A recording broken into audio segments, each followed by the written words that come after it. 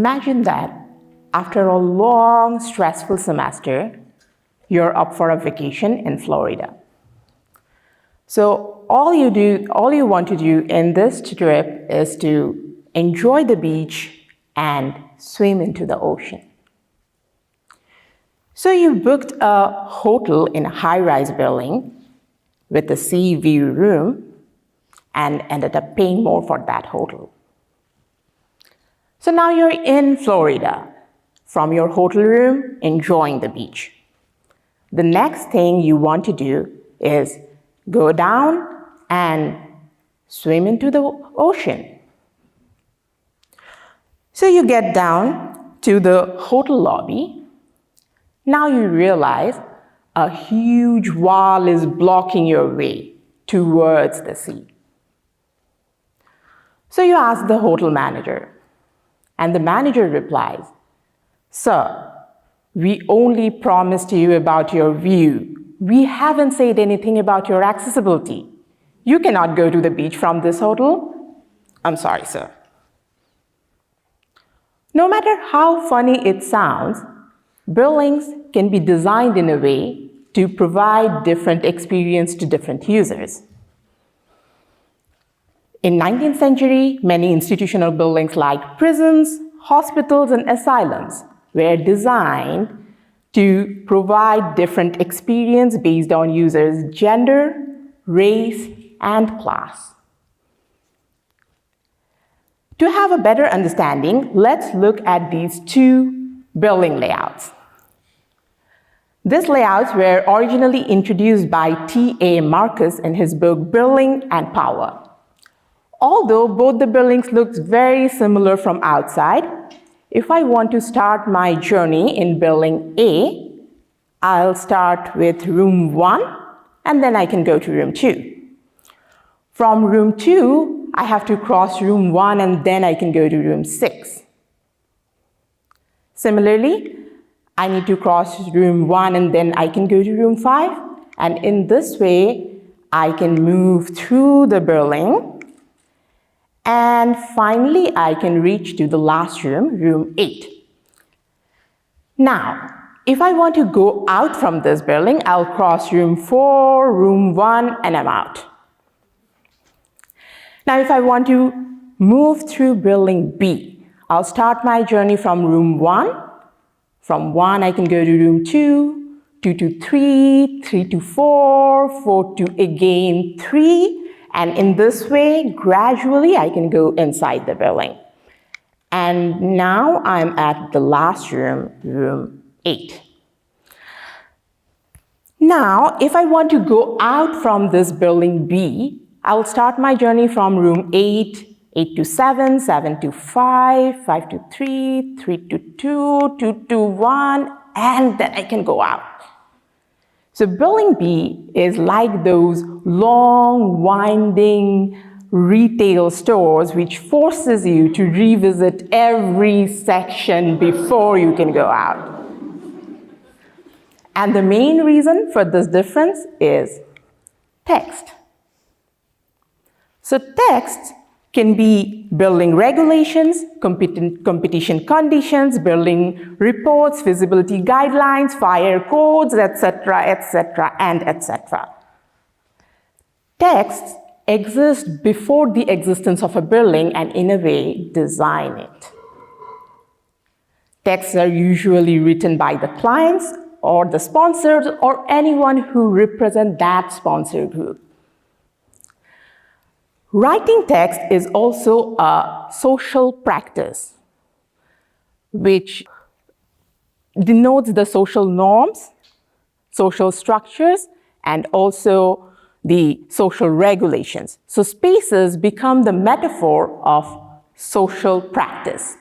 Now, here's a table of content, a graphical representation of a table of content for an art gallery competition project. Like any text, here the intention of the authors are represented through the length of the text, the subdivision of this text, length of each subdivision or each subchapter, the tone of this text. and what is not said in this text, or we can say the silence discourse. So here in this art gallery, the largest chapter is called the competition guideline. And the most important subchapter is the design disqualification. That means how can the sponsors or the client can disqualify the design. The second important chapter is the rights of this author group or the sponsor group. And lastly, the biggest subchapter is how to accommodate European art. Although there were many different arts in this art gallery, but European art is the most important one.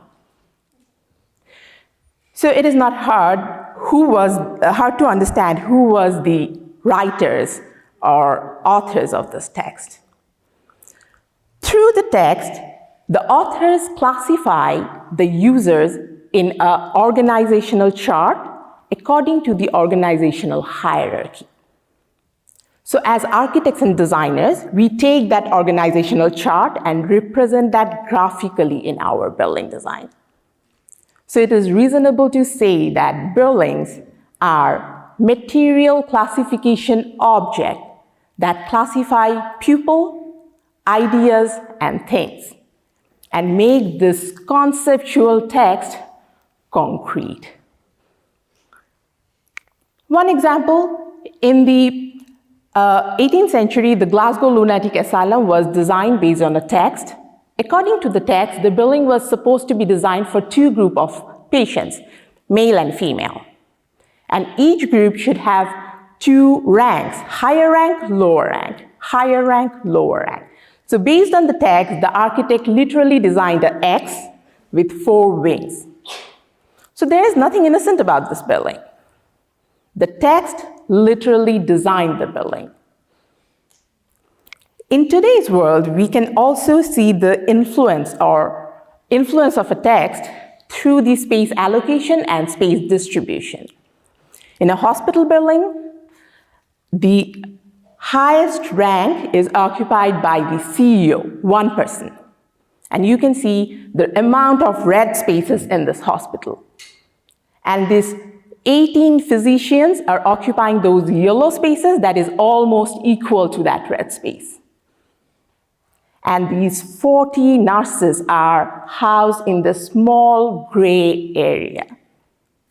So there is nothing innocent in this building because space allocation is not dependent on the number of users. Rather, it depends on the hierarchy and social and professional hierarchy. So if this is true, then my question is, how much space is enough? How much space is enough for one person? How much space is enough for you? Average single-family residence in United States, the size of this residence is 2,164 square feet. Whereas the size of a single-family residence in Hong Kong, with the same number of family members, the size is 484 square feet. Average single-family residence in United States looks kind of like this, whereas average single-family residence in Hong Kong looks like this. However, in both the countries, the average dimension of the user is more or less same. Now, this is not a comparison between two countries. If we look at an upper-class single-family residence in Hong Kong, we can find two different zones. The yellow zone is for the master of this house, with a master bedroom, master bathroom, and a closet.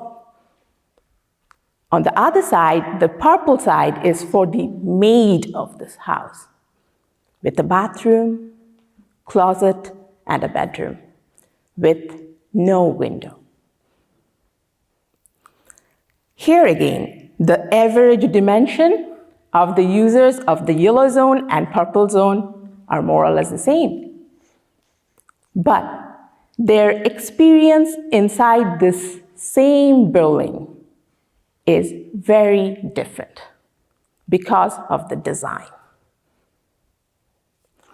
So buildings are not innocent. Buildings can manipulate your experience inside the building with the use of design. And design is always manipulated by power and money. So today, when you go back home or when you go back to your workplace, observe the building you are in. The building will tell you a different story. Look closely. Are you, your supervisor, and your subordinate, are you all experiencing the building the same way? Is your building innocent? Thank you.